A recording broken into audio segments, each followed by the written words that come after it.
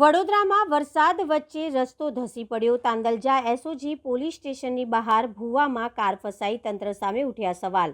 વડોદરા શહેરમાં દિવસભરની ભારે ગરમી અને ઉકળાટ બાદ સાંજે મેઘરાજાએ ધમાકેદાર એન્ટ્રી કરી હતી। ભારે વરસાદ અને પવન વચ્ચે તાંદલજા વિસ્તારમાં આવેલા એસઓજી પોલીસ સ્ટેશનની બહાર અચાનક રસ્તો ધસી પડતા ભૂવો સર્જાયો હતો, જેમાં એક 4 વ્હીલર કાર ફસાઈ જવાની ઘટના બની હતી। અચાનક બનેલી આ ઘટનામાંથી વિસ્તારમાં થોડાક સમય માટે અફરાતફરીનો માહોલ સર્જાયો હતો। સ્થાનિક લોકોની મદદથી પરિસ્થિતિ પર કાબૂ મેળવવાના પ્રયાસ હાથ ધરાયા હતા।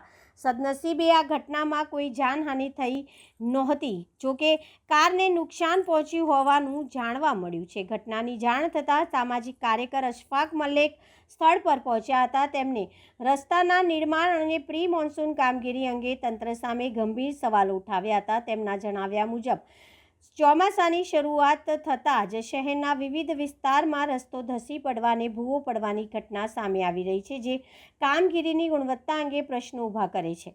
સ્થાનિક રહીશોએ પણ વરસાદી પાણીના યોગ્ય નિકાલ, રસ્તાની મજબૂતી અને સમયસર જાળવણીની માંગ કરી છે। તેમને કહેવું છે કે જો ઘટના સમયે કોઈ રાહદારી, બાઇક ચાલક અથવા અન્ય વાહન ત્યાંથી પસાર થયું હોત તો ગંભીર દુર્ઘટના સર્જાઈ શકી હોત। ચોમાસાની શરૂઆતની સાથે જ આવી ઘટનાઓ સામે આવતા વડોદરા મહાનગરપાલિકાની પ્રી મોન્સૂનની કામગીરી ફરી ચર્ચાના કેન્દ્રમાં આવી છે। હવે શહેરવાસીઓ તંત્ર પાસેથી માત્ર દાવાઓ નહીં, પરંતુ સ્થળ પર અસરકારક અને કાયમી કામગીરીની અપેક્ષા રાખી રહ્યા છે। બિલકુલ સાચી વાત છે। આ વડોદરા શહેર તાંદલજા વિસ્તાર, મરિયમ કોમ્પ્લેક્સ, મહેફૂઝ કોમ્પ્લેક્સની આસપાસનો આ વિસ્તાર છે। તમે જોઈ શકો છો કે રોડની ઉપર પ્રી મોન્સૂન કામગીરીના ધજાગરા ઉડ્યા અને સાથે સાથે પહેલા વડોદરાને વડોદરા વડોની નગરી કહેવાતું હતું, હવે વડોદરા ખાડોદરા થઈ ગયું ને ખડ્ડાઓની નગરી બની ગયું છે। એનું આ એક એક્ઝામ્પલ છે।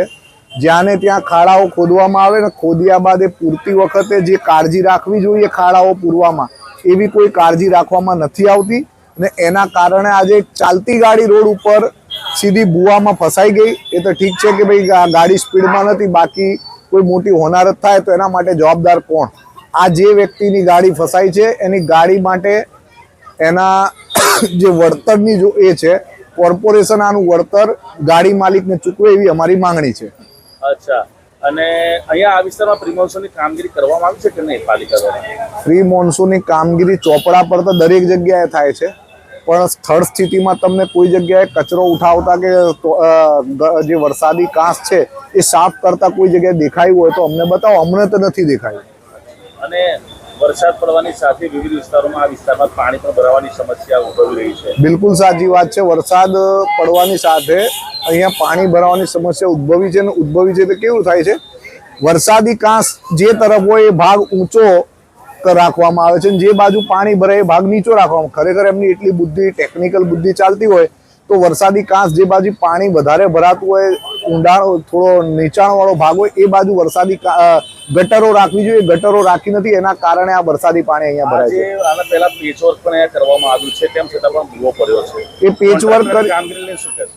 કોન્ટ્રાક્ટરની કામગીરી એ જ છે, સૌથી થૂક પટ્ટીવાળું કામ છે આ, કે કોન્ટ્રાક્ટરો કામ કરે છે, કામ કર્યા પછી જે ખાડા ખોદ્યા હોય ખાડા પૂરવાની જે જવાબદારીમાં જે કાળજી, ચોકસાઈ રાખવાની હોય એ ચોકસાઈ ના રાખી, એના કારણે આજે કોઈને નુકસાન વેઠવાનો વારો આવ્યો છે।